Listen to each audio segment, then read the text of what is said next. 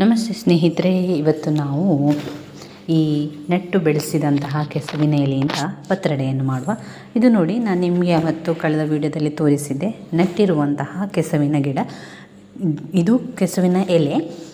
ನಾವು ಇಲ್ಲದಿದ್ದರೆ ತೋಟದಲ್ಲಿ ಬಂದಿರುವಂತಹ ಕಾಡು ಕೆಸುವಿನಿಂದ ಪತ್ರೊಡೆಯನ್ನೆಲ್ಲ ಮಾಡುವಂಥದ್ದು.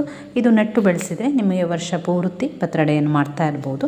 ಇದು ಎಲೆಗಳೆಲ್ಲ ಆಗ್ತಾ ಇರ್ತದೆ ನೋಡಿ, ಇಷ್ಟೊಂದು ದೊಡ್ಡ ಎಲೆಗಳಾಗಿದೆ ನೋಡಿ, ಇಷ್ಟು ದೊಡ್ಡ ಎಲೆಗಳು ಬರ್ತದೆ ಇದರಲ್ಲಿ ನಾವೀಗ ಒಂದು ಎಲೆಯನ್ನಿಟ್ಟು ಒಂದರಂತೆ ಹಿಟ್ಟನ್ನು ಹಾಕ್ಕೊಂಡು ನಾವು ಇದರಲ್ಲಿ ಪತ್ರೊಡೆಯನ್ನು ಮಾಡಿಕೊಳ್ಳುವ. ತುಂಬಾ ರುಚಿಕರವಾಗಿರ್ತದೆ. ಹಾಗೆ ಈ ಒಂದು ನಟ್ಟು ಬೆಳೆಸಿರುವಂತಹ ಕೆಸುವಿನಲ್ಲಿ ತುರಿಕೆಯ ಗುಣ ಕಡಿಮೆ ಇರುವಂಥದ್ದು. ತುರಿಕೆಯ ಗುಣ ಇಲ್ಲ ಅಂತಲೇ ಹೇಳ್ಬೋದು. ಆದರೆ ನಾವು ಸ್ವಲ್ಪ ಆದರೂ ಹುಳಿಯನ್ನು ಹಾಕ್ಕೊಳ್ಬೇಕಾಗ್ತದೆ. ಕಡಿಬೇಕಾದ್ರೆ ನಾವು ಹಿಟ್ಟನ್ನು ಕಡಿಬೇಕಾದ್ರೆ ಇದಕ್ಕೆ ಹುಳಿಯನ್ನು ಹಾಕ್ಕೊಳ್ಬೇಕು. ನಾನು ಈ ಒಂದು ಹಿಟ್ಟಿಗೆ ಯಾವುದೆಲ್ಲ ಸಾಮಾನು ಹಾಕಬೇಕು ಅಂತ ನಾನು ತಿಳಿಸ್ಕೊಡ್ತೇನೆ ನೋಡಿ. ಇದು ನೆಟ್ಟು ಬೆಳೆಸಿರುವಂತಹ ಕೆಸುವು. ಅದು ಸ್ವಲ್ಪ ಎಳ್ತಾಗಿದೆ. ಇನ್ನು ಕೆಲವು ಏನಾಗಿರ್ತದೆ ಅಂದರೆ ಸ್ವಲ್ಪ ನೋಡಿ, ಇದು ಕಪ್ಪು, ಇದು ನೋಡಿ, ಇದು ಕಪ್ಪು ಬಣ್ಣದ ಕೆಸುವಿನ ಎಲೆಗಳಿದು ನೋಡಿ. ಇದು ಮತ್ತೊಂದು ಜಾತಿಯ ಕೆಸುವಿನ ಎಲೆ. ಇದು ಕಪ್ಪು ಬಣ್ಣದ ಕೆಸುವು. ಇದು ಕೂಡ ನಟ್ಟು ಬೆಳೆಸಿರುವಂತಹ ಎಲೆಯಾಗಿದೆ. ಇದನ್ನು ನಾವು ಬಳಸ್ಕೊಳ್ಳುವಂಥದ್ದು. ಇದನ್ನು ಏನು ಮಾಡಬೇಕು ಅಂದರೆ, ಮೊದಲಿಗೆ ಈ ರೀತಿಯ ದಪ್ಪ ಅದರ ಹಿಂದಿನ ಭಾಗವನ್ನು ನಾವು ತೆಗಿಬೇಕಾಗ್ತದೆ. ಇಲ್ಲದಿದ್ದರೆ ಅದರ ಹಿಟ್ಟನ್ನು ಹಾಕಲಿಕ್ಕೆ ಕಷ್ಟ ಆಗ್ತದೆ. ಅದಕ್ಕೋಸ್ಕರ ಇದನ್ನು ಸ್ವಲ್ಪ ಮೇಲಿನ ಮೇಲೆ ತೆಗಿತಾ ಹೋಗಬೇಕಾಗ್ತದೆ ನೋಡಿ.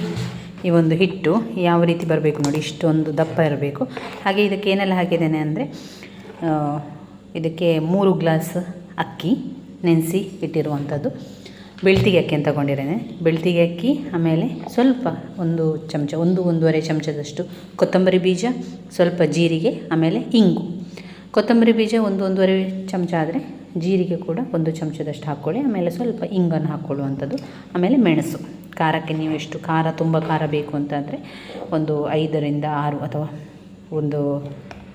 ಇನ್ನೂ ಹೆಚ್ಚು ಖಾರ ನೋಡ್ಕೊಂಡು ನೀವು ಹಾಕ್ಕೊಳ್ಳಿ. ಇಲ್ಲಿ ನಾನು 4-5 ಮೆಣಸಿನಷ್ಟು ಹಾಕಿದ್ದೇನೆ. ನೀವೆಷ್ಟು ಬೇಕು ಅಂತ ನೋಡಿಕೊಂಡು ಖಾರವನ್ನು ಮಾಡಿಕೊಳ್ಳಿ. ಈ ಒಂದು ಅಂದಾಜಿಯಲ್ಲಿ ಇರಬೇಕು ನೋಡಿ. ಇವಾಗ ಇದರ ಹಿಂದಿನ ಈ ದಪ್ಪ ಭಾಗವನ್ನೆಲ್ಲ ತೆಗೆದು ಎಲೆಯನ್ನೆಲ್ಲ ಸರಿ ಮಾಡ್ಕೊಳ್ಬೇಕಾಗ್ತದೆ ನೋಡಿ. ಈ ರೀತಿಯ ಭಾಗವನ್ನೆಲ್ಲ ನಾವು ತೆಗೆದು ಅದನ್ನು, ಇಷ್ಟು ದಪ್ಪ ಇದ್ದರೆ ನಮಗೆ ಅದನ್ನು ಈ ರೀತಿಯಾಗಿ ಮರ್ಚ್ಕೊಳ್ಳಿಕ್ಕೆ ಸಾಧ್ಯ ಆಗೋದಿಲ್ಲ, ಕಷ್ಟ ಆಗ್ತದೆ ಅದಕ್ಕೋಸ್ಕರ ಅದನ್ನು ತೆಗಿಬೇಕಾಗ್ತದೆ. ಇವಾಗ ಅದನ್ನೆಲ್ಲ ತೆಗೆದು ಇಟ್ಕೊಳ್ಳುವ. ಮೊದಲೇ ನಾನು ಇದನ್ನು ಚೆನ್ನಾಗಿ ತೊಳೆದು ತಂದಿದ್ದೇನೆ. ಇವಾಗ ಅದನ್ನೆಲ್ಲ ತೆಗೆಯುವ.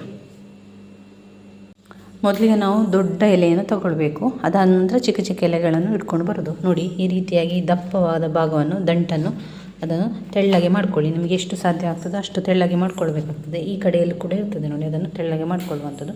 ಈ ರೀತಿಯಾಗಿ ಮಾಡಿಕೊಂಡು ಒಂದು ಎಲೆಯ ಮೇಲೆ ಒಂದು ಇಟ್ಟು ಹಿಟ್ಟನ್ನು ಹಾಕ್ತಾ ಬರಬೇಕು.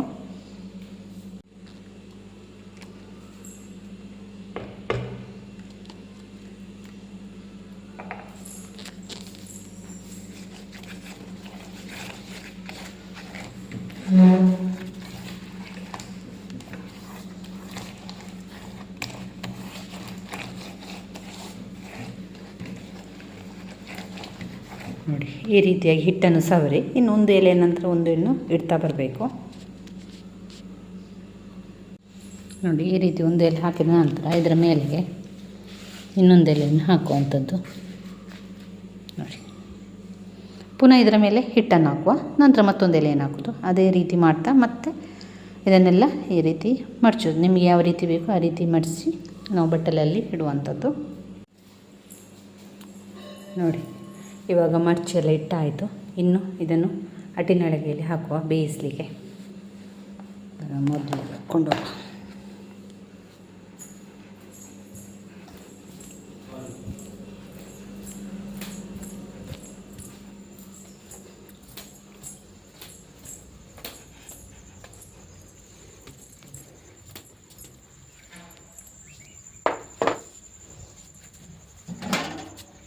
ಇದೆಲ್ಲ ರೆಡಿ ಮಾಡಿ ಆಗಿದೆ.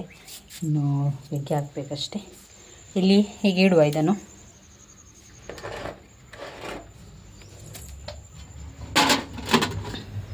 ನೋಡಿ,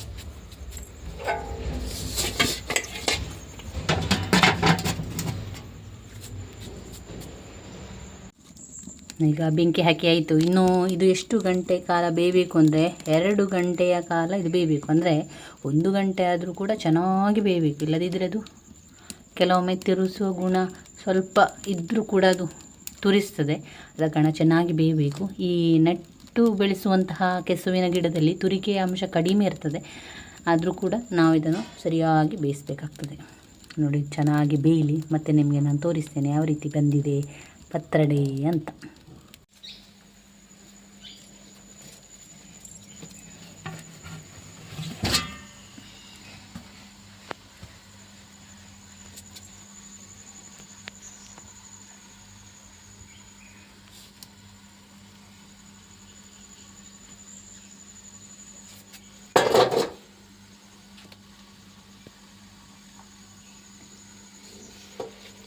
ನೋಡಿ ಚೆನ್ನಾಗಿ ಬೆಂದಿದೆ, ಇನ್ನು ಕಟ್ ಮಾಡಿ ತಿಂದರೆ ಆಯಿತು.